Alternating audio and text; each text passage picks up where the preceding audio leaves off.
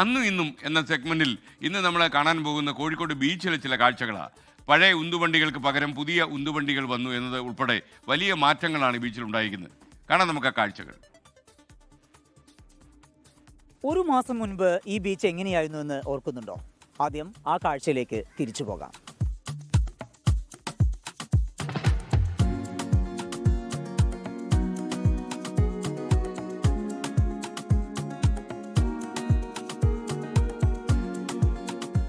ഒരു കാലത്ത് ഇങ്ങനെയായിരുന്നു കോഴിക്കോട് ബീച്ച്.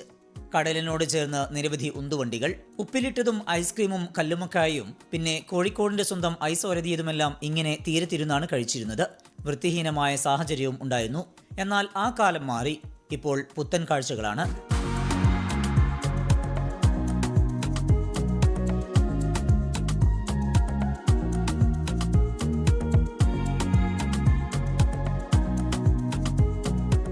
പുതിയ 90 ഉന്തുവണ്ടികൾ, റോഡിനോട് ചേർന്ന് നല്ല ഇരിപ്പിടങ്ങൾ എല്ലാം സഞ്ചാരികളെ ആകർഷിക്കുകയാണ്. ഇപ്പം വളരെ ഭംഗിയുണ്ട്, വളരെ വൃത്തിയുണ്ട്. മുമ്പുള്ള ബീച്ച് എന്ന് പറഞ്ഞാൽ വൃത്തി കുറവായിരുന്നു. അപ്പോൾ ഇപ്പോൾ എല്ലാവർക്കും നല്ല സൗകര്യമുണ്ട്, ബീച്ചും നല്ല വൃത്തിയുണ്ട്. ഇപ്പം വളരെ സന്തോഷമുണ്ട്. ഭക്ഷ്യസുരക്ഷിതത്വം ഉറപ്പാക്കി തട്ടുകടകളെ ഏകീകൃത രൂപത്തിലാക്കിയിരിക്കുകയാണ്. പുതിയ ബീച്ചാണ് ഇഷ്ടം. കാരണം എപ്പോഴും നമ്മൾ അവിടെ വേസ്റ്റൊക്കെ ഇങ്ങനെ കഴിക്കുന്ന അവിടെ തന്നെ ഇടുക അല്ലേ. അപ്പോൾ അതൊന്നൊരു വ്യത്യാസമുണ്ട്. കാരണം ഇത് ഇവിടെ തന്നെ ആവുന്നുള്ളൂ, നമുക്ക് ക്ലീൻ ചെയ്യാൻ പറ്റും. പൂയിന്നാകുമ്പോൾ ഒന്നും ചെയ്യാൻ പറ്റൂല. അപ്പോൾ നല്ല ഭംഗിയുണ്ടല്ലോ, ഒരു സൈഡ് മാത്രമായി വരുമ്പോൾ നല്ല രസമാണല്ലോ ബീച്ച് കാണാൻ.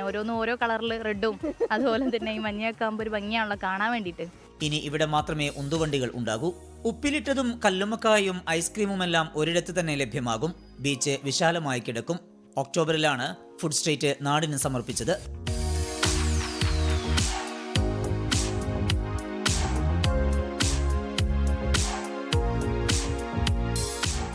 മാറ്റം ജനങ്ങൾ ഉൾക്കൊള്ളുന്നുണ്ട്. സായാഹ്നങ്ങളിൽ വലിയ തിരക്കാണ് അനുഭവപ്പെടുന്നത്. കോഴിക്കോട് നിന്ന് സമീർ സി മുഹമ്മദ്, 24. നല്ല കാഴ്ചകളാണ്, നല്ല മാറ്റം വന്നിരിക്കുന്നു. അന്നത്തെ അല്ല ഇന്നത്തേതെന്നുള്ളത്.